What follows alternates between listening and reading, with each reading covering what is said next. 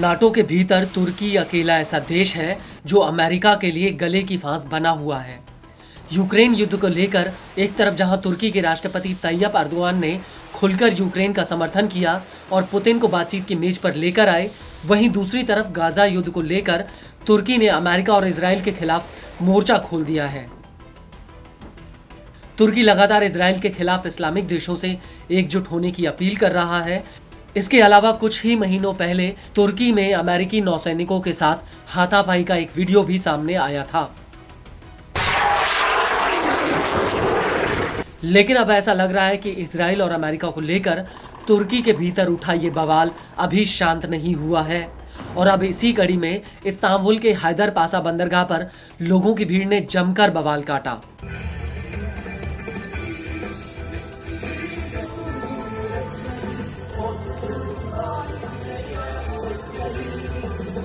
जिसका video social media पर viral हुआ है। दरअसल इस बंदरगाह पर जर्मनी के झंडे वाला MV कैथरीन जहाज आकर रुका था। यह जहाज मिस्र के समुद्री तट से यहां पहुंचा था और इस जहाज ने मिस्र के बंदरगाह पर इजराइल के लिए हथियार उतारे थे। रिपोर्ट्स के मुताबिक 4 नवंबर 2024 की शाम को जैसे ही ये जहाज इस्तांबुल के बंदरगाह पहुंचा, वैसे ही सैकड़ों लोगों की भीड़ इस जहाज में घुस गई और जमकर बवाल काटा। इस दौरान लोगों ने जमकर इजराइल विरोधी नारेबाजी तक की। Ama bu gemiyi limanlarımızda barındırmayacağız. Katil! Ketrik! Türkiye'den defol! Katil! Ketrik! Türkiye'den defol! Media reports के मुताबिक इस जहाज पर करीब 8 कंटेनर थे, जिनमें 1.5 लाख किलो RDX था, जिसे मिस्र के अलेक्जेंड्रिया बंदरगाह पर उतारा गया था। रिपोर्ट्स के मुताबिक ये जहाज इजराइल की मिलिट्री कंपनी इल्बिट सिस्टम के लिए RDX लेकर गया था। गौर करने वाली बात यह है कि इल्बिट सिस्टम इजराइल की सबसे बड़ी मिलिट्री इंडस्ट्री है। यह कंपनी विस्फोटक से हवाई बम, मोर्टार और रॉकेट जैसे हथियार बनाने का काम करती है और इजरायली सेना को इसी कंपनी से हथियारों की सबसे ज्यादा सप्लाई होती है।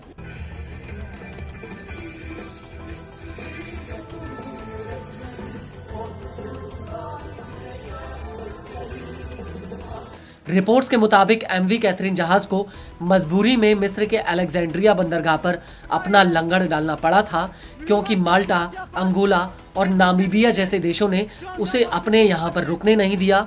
यहाँ तक पुर्तगाल ने भी उससे अपना झंडा लगाकर आगे बढ़ने से मना कर दिया था और इसी वजह से MV कैथरीन को जर्मनी का झंडा लगाकर आगे बढ़ना पड़ा।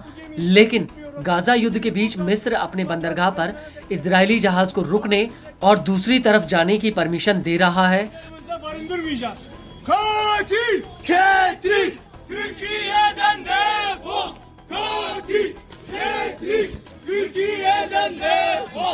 वहीं तुर्की की बात की जाए तो ऐसा पहली बार नहीं है जब तुर्की में इजराइल की तरफ जा रहे जहाज को लेकर विरोध हुआ हो, बल्कि पिछले हफ्ते ही इस्तांबुल के अम्ब्राली बंदरगाह पर ऐसा ही बवाल हुआ था। उस वक्त इजराइल से जुड़ा एक जहाज यहां पर आया था और ये जहाज इजराइल के हाइफा बंदरगाह की तरफ जा रहा था। Gençler olarak Filistin'i savunuyoruz. Katil Ketrik gemisini şu anda